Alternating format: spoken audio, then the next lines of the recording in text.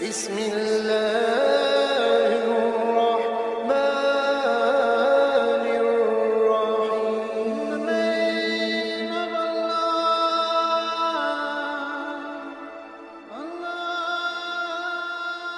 بسم اللہ الرحمن الرحیم. شروع اللہ کے نام سے جو بڑا مہربان اور نہایت رحم والا ہے. فرعون کے ڈوب کر مرنے کے بعد سمندر نے اس کی لاش کو اللہ کے حکم سے باہر پھینک دیا، جبکہ باقی لشکر کا کوئی نام و نشان نہ ملا. مصریوں میں سے کسی شخص نے ساحل پر پڑی اس کی لاش پہچان کر اہل دربار کو بتایا. فرعون کی لاش کو محل پہنچایا گیا. درباریوں نے مسالے لگا کر اسے پوری شان اور احترام سے تابوت میں رکھ کر محفوظ کر دیا. حنوط کرنے کے عمل کے دوران ان سے ایک غلطی ہو گئی تھی. فرعون کیونکہ سمندر میں ڈوب کر مرا تھا اور مرنے کے بعد کچھ عرصہ تک پانی میں رہنے کی وجہ سے اس کے جسم پر سمندری نمکیات کی ایک تہ جمی ہوئی رہ گئی تھی. مصریوں نے اس کی لاش پر نمکیات کی وہ تہ اسی طرح رہنے دی اور اسے اسی طرح حنوط کر دیا. وقت گزرتا رہا.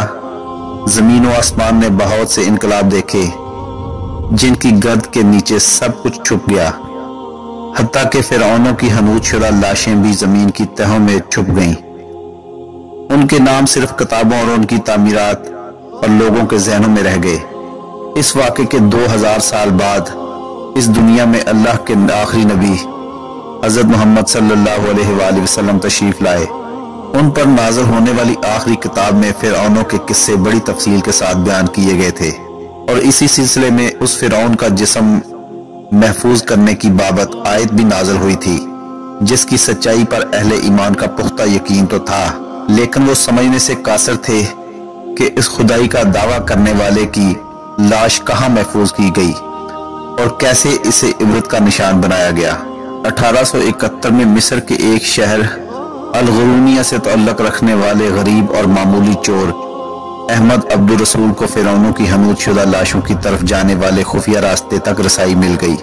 احمد عبدالرسول نوادرات چوری کر کے بیچا کرتا تھا. ایک دن وہ دریائے نیل کے کنارے کے قریب تبیسا کے مقام پر اسی سلسلے میں پھر رہا تھا جب اسے ایک خفیہ راستے کا پتہ چلا.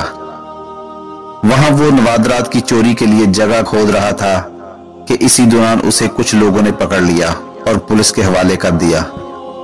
وہ جس جگہ کو کھود رہا تھا وہاں سے ملنے والے راستے کی جب مسلسل کھدائی کی گئی تو 1891 کو دوسری ممیوں کے ساتھ اسے غرق ہونے والے فرعون کی لاش بھی مل گئی. اس کے کفن پر سینے کے مقام پر اس کا نام لکھا ہوا تھا. ان ممیوں کو ماہرین قاہرہ لے گئے. جب ان ممیوں کا تفصیل سے جائزہ لیا گیا تو فرعون والی ممی پر جمی نمکیات کی تہ سے تصدیق ہو گئی کہ یہ وہی فرعون ہے جسے اللہ نے پانی میں غرق کر کے بدترین انجام سے ہمکنار کیا تھا. یہ بہت بڑا واقعہ تھا. اس کی تصدیق کے لیے دنیا بھر کے ماہرین آثار قدیمہ اور سائنسدان مصر کی طرف امڑ پڑے. مختلف سائنسی ٹیسٹ کرنے کے بعد دنیا بھر کے سائنسدانوں نے تصدیق کر دی دوسری سب لاشوں کی نسبت صرف فرعون کی لاش پر ہی سمندری نمکیات کی تہ جمی ہوئی تھی. اس تصدیق کے بعد اسے فرعون کی لاش قرار دے کر عجائب گھر میں محفوظ کر دیا گیا. فرعونوں کی ممی خراب ہونے لگی تو اس وقت کی مصری حکومت نے فرانس کی حکومت کو درخواست کی کہ فرعون کی ممی کو خراب ہونے سے بچایا جائے، نیز جدید سائنسی ذرائع سے اس کی موت کی وجہ بھی معلوم کی جائے. چنانچہ مصری اور فرانسیسی حکومت نے مل کر ممی کو فرانس لے جانے کا انتظام کیا. جب فرعون کی لاش کو فرانس پہنچایا گیا تو ایئرپورٹ پر اس دور کے فرانسیسی صدر خود حکومت کے اعلیٰ عہدیداروں، تمام وزراء اور فوج کے افسران کے ساتھ استقبال کے لیے موجود تھے.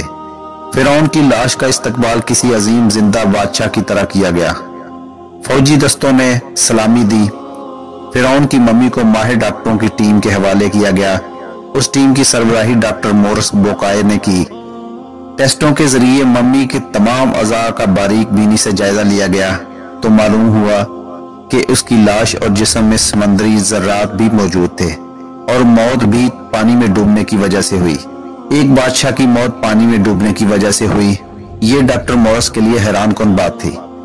उसने इस मम्मी के बारे में मजीद जानने की कोशिश की तो उसे मालूम हुआ कि उस बादशाह की मौत के हालात मुसलमानों के नबी हजरत मोहम्मद सल्लल्लाहु अलैहि वसल्लम पर उतरी किताब कुरान पाक में तफसील से दर्ज है। उसे इल्म था कि जहां से ये लाश मिली है वो एक इस्लामी मुल्क है। चनाचे तजस्सुस के हाथों मजबूर होकर वो मिस्र पहुंचा। वो एक साइंसदान था। उसने इस मामले में मिस्र के ही एक साइंसदान से मुलाकात की। उस साइंसदान ने कुरान पाक खोलकर उसे सूरह यूनुस की आयत 90 ता 92 का तर्जुमा लफ्ज ब लफ्ज सुनाया।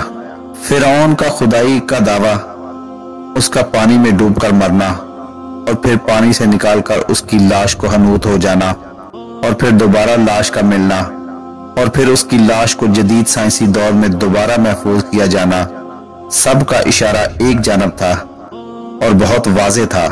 कुरान पाक में वाज़ेह तौर पर लिखा है, और तुझे बाद में आने वाले लोगों के लिए इबरत का निशान बना दूंगा। दोस्तों, आज की वीडियो अच्छी लगी हो तो चैनल को सब्सक्राइब जरूर कीजिएगा और वीडियो को दोस्तों के साथ भी शेयर कीजिएगा। अल्लाह ताला आपका हामी नासिर हो।